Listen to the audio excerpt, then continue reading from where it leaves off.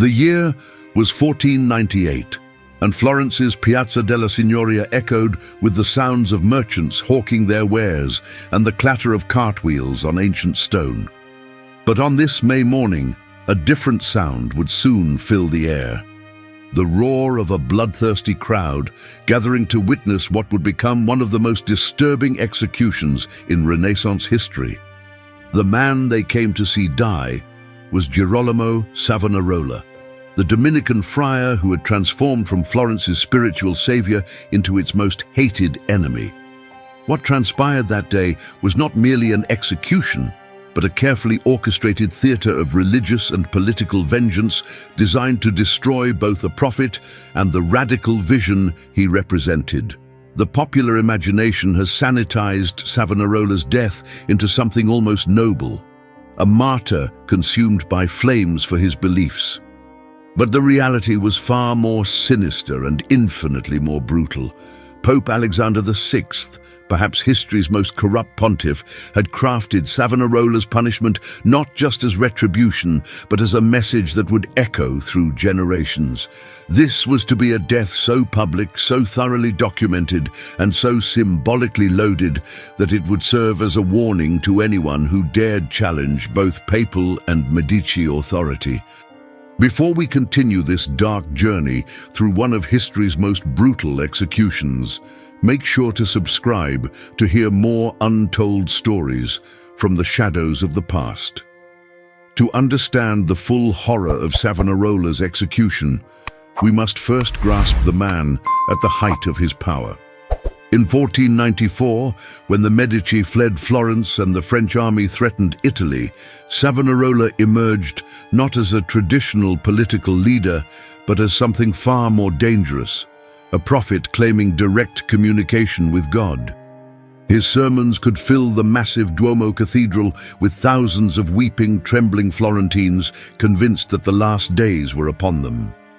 Women would faint at his words, men would tear their clothes in repentance, and children would march through the streets singing hymns and burning what Savonarola called vanities. The thin, gaunt friar with burning eyes had transformed from an obscure preacher into the de facto ruler of what many considered the most sophisticated city in Christendom. Savonarola's physical appearance itself became part of his mystique. Contemporary accounts describe a man whose body seemed consumed by his spiritual fire.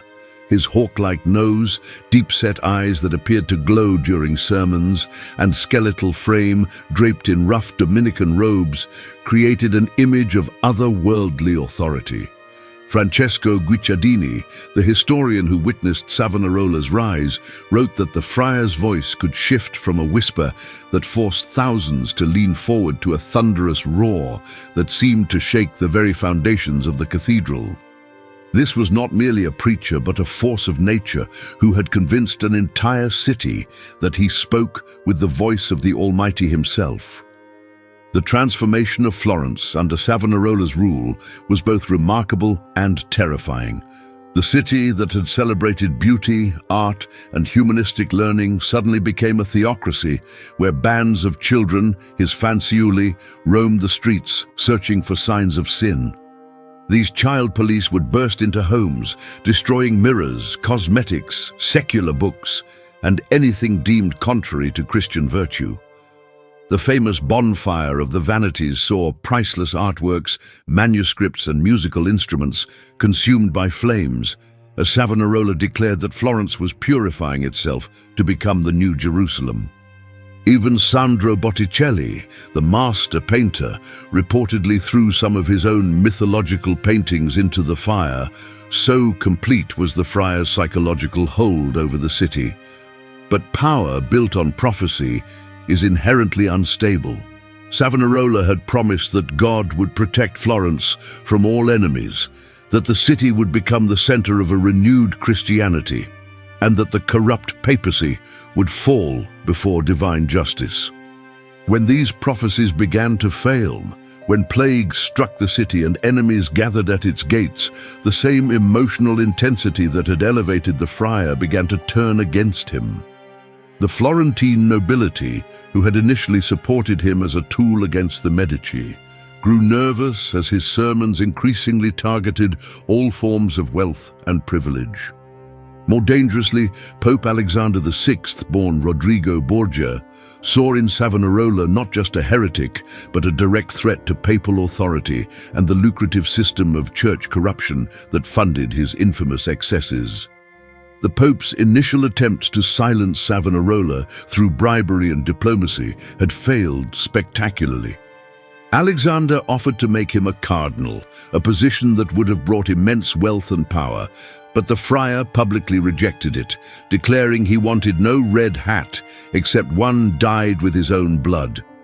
This defiance was intolerable. Alexander excommunicated Savonarola, but the friar continued preaching, arguing that an immoral pope's excommunication was itself invalid. The battle lines were drawn between a corrupt but politically masterful papacy and a prophetic voice that refused to be silenced. The collision would prove catastrophic for Savonarola and reveal the terrifying machinery of Renaissance justice when fully deployed against a designated enemy. The net that would eventually trap Savonarola was woven from multiple threads of conspiracy and calculation. The Arrabbiati, the angry ones who opposed his strict moral reforms, allied with the Paleschi, supporters of the exiled Medici family, and found common cause with papal agents working to destroy the troublesome friar. The trigger came in April 1498, when Savonarola accepted a challenge to trial by fire, a medieval ordeal where he or his representative would walk through flames to prove divine protection. When the trial was cancelled due to a convenient rainstorm, the mob that had gathered to witness a miracle turned violent, seeing the cancellation as proof of Savonarola's fraudulent claims. The same crowds that had once hung on his every word now howled for his blood. The assault on San Marco Monastery, where Savonarola resided, was swift and brutal. Armed mobs overwhelmed the Dominican defenders, and the friar was dragged from his cell along with two fellow friars, Domenico da Pescia and Silvestro Maruffi. The transformation from prophet to prisoner was immediate and shocking. The man who had commanded the spiritual allegiance of thousands was now paraded through streets where people spat on him and pelted him with stones and refuse. Children, possibly the same fanciulli who had once enforced his moral laws, now danced around him singing mocking songs. The psychological destruction had begun even before the physical torture commenced. What followed in the Palazzo Vecchio's torture chambers represented the Renaissance fusion of legal procedure with calculated sadism. The strappado, the signature torture of the era, was applied with scientific precision. Savonarola's arms were tied behind his back, attached to a rope over a pulley, and he was repeatedly hoisted and dropped, dislocating his shoulders and tearing muscles and ligaments. The papal commissioners and Florentine authorities alternated between torture sessions and interrogation, carefully documenting responses while ensuring the victim remained conscious enough to continue suffering. The goal was not merely to extract confession, but to break the prophet's claim to divine inspiration, to prove that he was merely mortal flesh that could scream and beg like any other man. The transcripts of these torture sessions, preserved in Vatican archives, reveal a systematic dismantling of Savonarola's prophetic identity.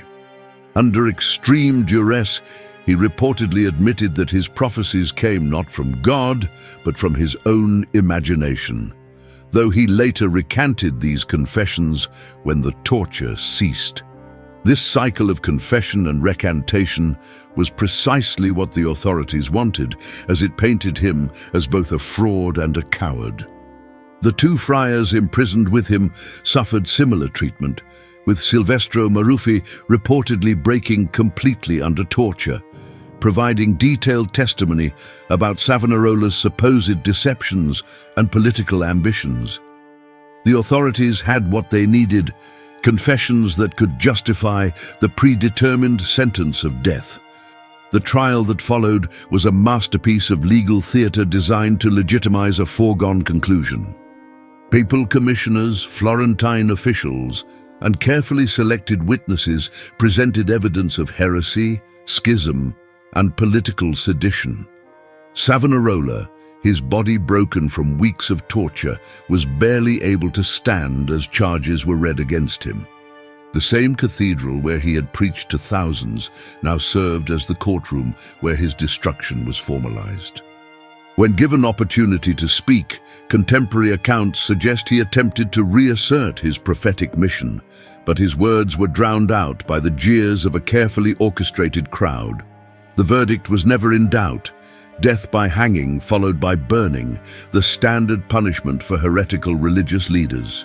The morning of May 23rd, 1498 dawned clear and hot over Florence. The Piazza della Signoria had been transformed into a massive theater of death.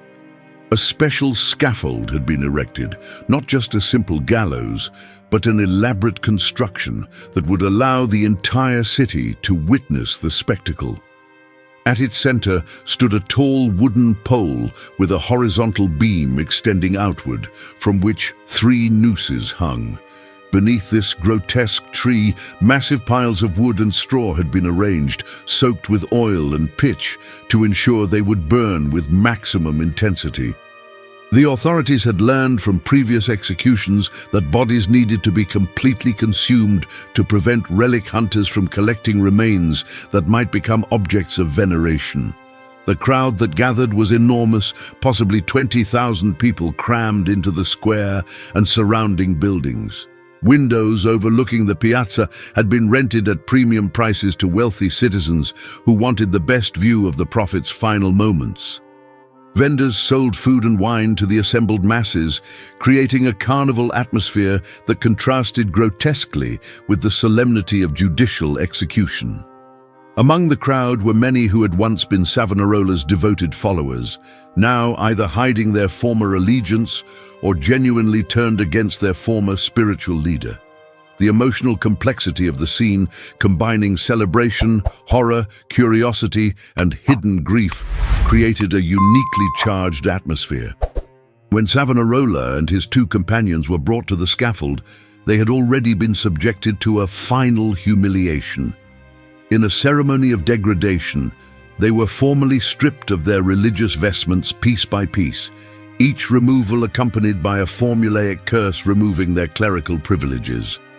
The bishop performing this ritual allegedly made an error, saying, "I separate you from the church militant and triumphant," to which Savonarola reportedly responded with his last recorded words, "From the church militant, not triumphant, for that is not in your power." This flash of defiance, if it truly occurred, was quickly suppressed as the 3 men were prepared for execution. The physical details of what happened next were recorded by numerous eyewitnesses with disturbing precision. The 3 friars were hanged simultaneously, their bodies convulsing as they slowly strangled. But this was merely the prelude to the main spectacle. As the bodies still twitched on their ropes, the fires were lit beneath them. The flames rose quickly, fed by the oil-soaked wood, creating a pillar of fire that could be seen from miles away. The heat was so intense that people at the front of the crowd were forced to retreat, their faces reddened by the thermal radiation. The smell of burning flesh filled the square, mixing with the smoke that rose in a black column toward the sky. What made the burning particularly horrific were the measures taken to ensure complete destruction of the bodies. As the ropes burned through and the corpses began to fall into the flames, officials used long poles to push any protruding limbs back into the fire. When Savonarola's body allegedly raised one arm as the muscles contracted from the heat, some in the crowd screamed that he was blessing them from beyond death, causing a near panic that required armed guards to restore order. The burning continued for hours, with fresh wood constantly added to maintain the intensity of the flames. Young boys were encouraged to throw stones at the burning corpses, a detail that reveals the deliberate cultivation of cruelty as public entertainment. Perhaps most disturbing was what happened to the remains, Once the bodies were reduced to ash and fragments of bone, these remnants were carefully collected and thrown into the Arno River to prevent any possibility of relic collection. But historical accounts suggest that some of Savonarola's devoted followers had hidden near the riverbanks, collecting what they believed to be sacred ashes as they floated downstream. The authorities' attempt to completely erase Savonarola's physical existence had failed, but they had succeeded in something perhaps more important, demonstrating that divine protection, if it existed, would not intervene to save even the most devoted servant from earthly power. The immediate aftermath of the execution revealed deep divisions within Florentine society that the spectacular violence had failed to heal. While the Medici supporters and papal allies celebrated, many citizens retreated into nervous silence, traumatized by what they had witnessed. Reports from the following days described strange phenomena that fed into supernatural interpretations of events. Some claimed to have seen 3 lights ascending from the pyre toward heaven. Others reported that despite the intensity of the flames, Savonarola's heart remained intact and had to be repeatedly pierced and returned to the fire, though this detail seems to have been a later hagiographical addition. The diary of Luca Landucci, an apothecary who witnessed the execution, captures the ambivalence many felt. Some wept, some laughed, but I felt that something had ended that day that could never be restored. The international reaction to Savonarola's execution was swift and complex. In Rome, Pope Alexander VI celebrated with a special Mass of Thanksgiving, viewing the friar's death as a victory for papal authority over prophetic challenges. Yet even among the corrupt papal court, some privately expressed unease at the brutal manner of the execution. The courts of Europe watched with interest and concern, seeing in Savonarola's fate a warning about the limits of religious reform and the dangers of challenging established authority. Notably in Germany, a young Augustinian monk named Martin Luther would later cite Savonarola's execution as evidence of papal corruption, incorporating the friar's martyrdom into the narrative that would fuel the Protestant Reformation just 2 decades later. The execution's impact on Florence itself was profound and lasting. The city that had briefly experimented with theocratic democracy quickly reverted to oligarchic rule, eventually welcoming back the Medici family as rulers. Yet Savonarola's influence persisted in unexpected ways. The constitutional reforms he had championed, particularly the Great Council that gave broader representation to citizens, left lasting marks on Florentine governance. His sermons, secretly copied and preserved by devoted followers, continued to circulate despite official prohibition. Most significantly, his critique of church corruption and call for spiritual renewal would echo through subsequent religious reform movements, making him a proto-Protestant figure centuries before such a term existed. Modern historians have uncovered disturbing details about the execution that contemporary accounts either overlooked or deliberately suppressed. Vatican documents released centuries later reveal that Pope Alexander had specifically instructed that Savonarola's execution be as public and degrading as possible, even suggesting that his body be drawn and quartered before burning, though Florentine officials rejected this as excessive. There are also mysterious gaps in the official records. The original transcripts of Savonarola's torture sessions disappeared from the Vatican archives in the 16th century, with only copies remaining. Some historians speculate these documents may have contained admissions by papal officials about the fabricated nature of certain charges, though this remains unproven. What exactly did those lost pages contain that someone felt needed to be destroyed? The psychological impact of witnessing such spectacular violence should not be underestimated. Several contemporary diarists reported nightmares and visions in the weeks following the execution. Children who had been brought to watch as a moral lesson exhibited signs of what modern psychology would recognize as trauma responses. The normalization of such extreme public violence as entertainment and education reveals the profound moral contradictions of Renaissance society, simultaneously celebrating humanistic values while engaging in calculated barbarism. The execution served its immediate political purpose, but at a psychological cost that rippled through Florentine society for generations. One of the most chilling aspects of Savonarola's execution was how meticulously it was documented and memorialized. An anonymous artist created a painting of the burning that now hangs in the Museum of San Marco, capturing the moment with disturbing accuracy. The painting shows the three bodies hanging while flames rise beneath them, the crowd pressed against barriers and armed guards maintaining order. What the painting cannot capture is the sound. Witnesses described not just the roaring of flames, but the creaking of ropes, the crackling of burning wood, and above all, the voice of the crowd that shifted between celebration, horror, and something approaching religious ecstasy. This audiovisual assault on the senses was intentionally orchestrated to create maximum psychological impact. The question of Savonarola's actual guilt or innocence became increasingly complex as more evidence emerged over the centuries. While he certainly challenged papal authority and established a theocratic government, many of the specific charges against him appear to have been fabricated or exaggerated. The confession extracted under torture was later revealed to have been edited by papal commissioners, with marginal notes in a different hand adding incriminating details. The charge of heresy was particularly dubious, as Savonarola's theological positions were largely orthodox, differing from official church teaching, mainly in his criticism of clerical corruption rather than doctrine.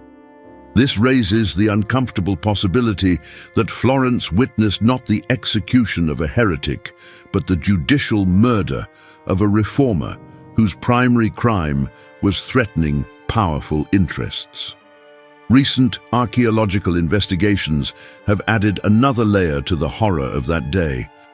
When the Piazza della Signoria was renovated in the late 20th century, workers discovered traces of carbonized material at the traditional execution site, along with metal fragments that may have been from the chains used to secure the bodies. More intriguingly, they found evidence of hasty construction work immediately after the execution, suggesting authorities quickly paved over the site to prevent it from becoming a shrine. These physical remnants serve as tangible connections to the violence of that May morning, proof that beneath Florence's elegant Renaissance facade lie literally buried horrors. The transformation of Savonarola from prophet to pariah and eventually to contested saint represents one of history's most dramatic reversals. The man who had commanded absolute spiritual authority over one of Europe's most sophisticated cities died abandoned and reviled, his body reduced to ashes scattered in a river. Yet his ideas survived, spreading through underground networks of supporters who would eventually influence the Protestant Reformation and Catholic Counter-Reformation alike. The efficiency with which established powers destroyed him physically while failing to eliminate his intellectual and spiritual influence raises profound questions about the nature of martyrdom and the persistence of ideas in the face of violent suppression. The specific medical details of death by hanging and burning, while disturbing, reveal the calculated cruelty of Renaissance execution methods. The hanging was designed to be slow, using a short drop that would not break the neck, but instead cause gradual asphyxiation. This process, taking up to 20 minutes, would have caused extreme suffering, including the sensation of blood pounding in the head, involuntary bodily functions, and gradual loss of consciousness. The subsequent burning, beginning while the victims might still have been alive, would have caused additional agonies as nerve endings were destroyed layer by layer. The authorities understood these physiological details and deliberately chose this combination of execution methods for maximum suffering and spectacle. What makes Savonarola's execution particularly relevant to modern audiences is what it reveals about the intersection of religious extremism, political power, and popular psychology. The ease with which a population turned from devoted followers to bloodthirsty mob demonstrates the fragility of mass movements built on charismatic authority. The willingness of religious and secular authorities to collaborate in judicial murder when their interests aligned provides a cautionary tale about the dangers of concentrated power. Most disturbingly, the transformation of execution into public entertainment reveals humanity's capacity to find satisfaction in witnessing suffering, a tendency that persists in different forms today. As we reflect on that terrible morning in the Piazza della Signoria, we must confront uncomfortable truths about the nature of political and religious authority. Savonarola's execution was not an aberration, but a logical conclusion of systems that prioritized power over justice, orthodoxy over truth, and spectacle over humanity.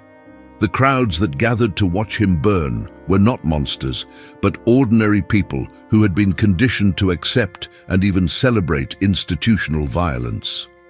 The same social mechanisms that enabled this execution continue to operate in various forms throughout the world, making Savonarola's fate not merely historical curiosity, but a warning about the perpetual tension between prophetic voices and established power.